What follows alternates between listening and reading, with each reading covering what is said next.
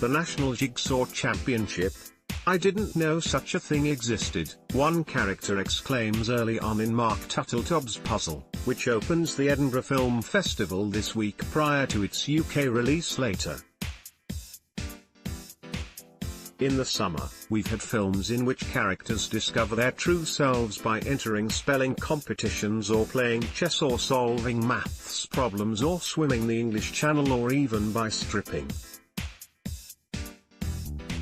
Here, a downtrodden housewife, played in very soulful fashion by Kelly Macdonald, is finally able to express her own individuality by showing off her flair at piecing together 1,000-piece jigsaws. Agnes Macdonald is first seen hoovering and putting out chairs for a party. She lives in some suburban Nowheresville-style town not too far from New York with her boorish, sexist husband, David Denman, and 2 young adult sons. Agnes has buried her own personality and spends her days serving the men in her life. Kelly Macdonald, the Glasgow girl taking on Manhattan, she shops and cooks for them, wakes them up every morning, and cleans up after them. Her social life is severely restricted. She has acquaintances from church but seemingly no friends of her own. Turtletub shows Macdonald in frequent big close-ups, suffering in quiet torment. "How are you?" she is asked. "The same," she replies forlornly. Her life never changes. In a rare moment to herself, between washing dishes, shopping for groceries and cooking and cleaning, she does a puzzle which she has been given as a gift. It takes her no time at all.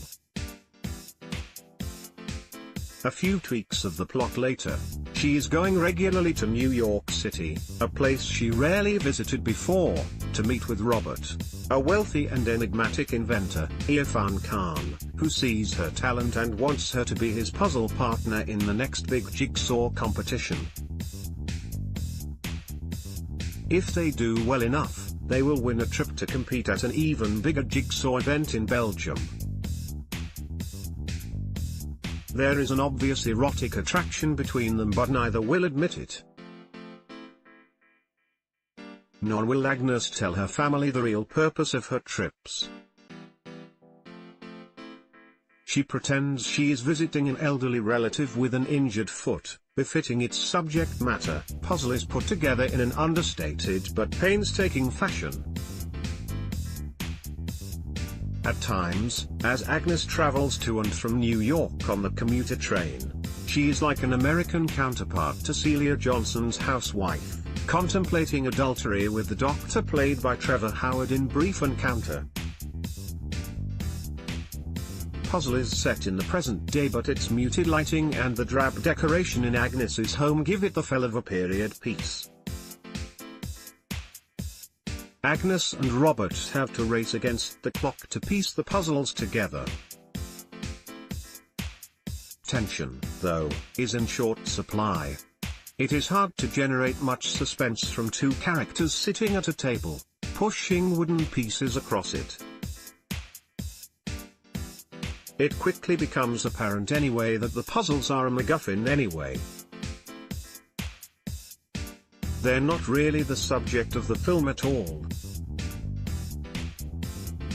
Instead, this is a character study of a woman slowly emerging from a cloistered world in which her personality has almost been snuffled out of existence.